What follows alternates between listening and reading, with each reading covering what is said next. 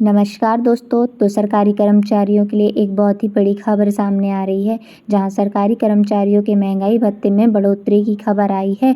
तो चलिए जान लेते हैं उनकी सैलरी में कितनी बढ़ोतरी होगी। लेकिन उससे पहले अगर आपने हमारे यूट्यूब चैनल को सब्सक्राइब नहीं किया तो ऐसी लेटेस्ट न्यूज़ के लिए पहले हमें सब्सक्राइब कर लें, ताकि आने वाली वीडियो आप तक पहले पहुँच सके। केंद्र सरकार के लाखों कर्मचारियों और पेंशन भोगियों के लिए एक सुखद समाचार है।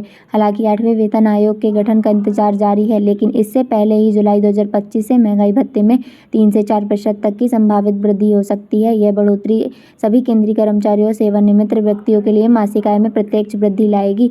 वर्तमान आर्थिक परिस्थिति में यह वेतन वृद्धि एक महत्वपूर्ण राहत का काम करेगी।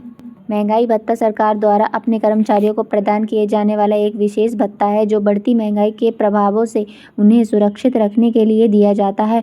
जब बाजार में वस्तुओं और सेवाओं की कीमतें बढ़ती हैं तो कर्मचारियों की वास्तविक आय कम हो जाती है। इसी समस्या के समाधान के लिए सरकार समय समय पर महंगाई भत्ते में वृद्धि करती रहती है। यह व्यवस्था सुनिश्चित करती है कि कर्मचारियों का जीवन स्तर महंगाई से मार प्रभावित न हो और उनकी क्रय शक्ति भी बनी रहे।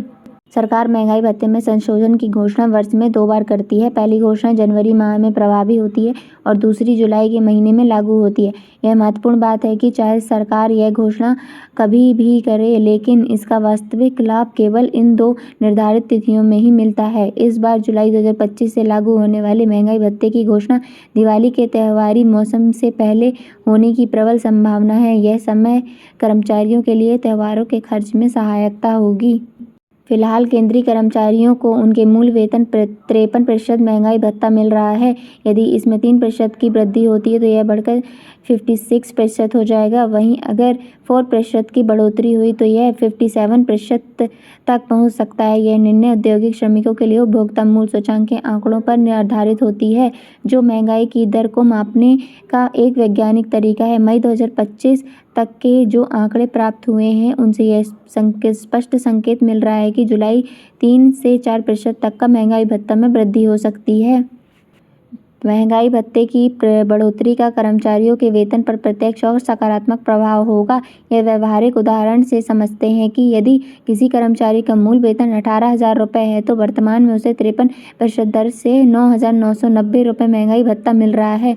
जब 3% की वृद्धि होगी तो यह राशि बढ़कर 10,440 रुपये हो जाएगी, जिसका अर्थ है कि उसे 540 रुपये अतिरिक्त मिलेंगे। जिन कर्मचारियों का मूल वेतन अधिक है, वे इस बढ़ोतरी के आनुपातिक रूप से अधिक लाभान्वित होंगे।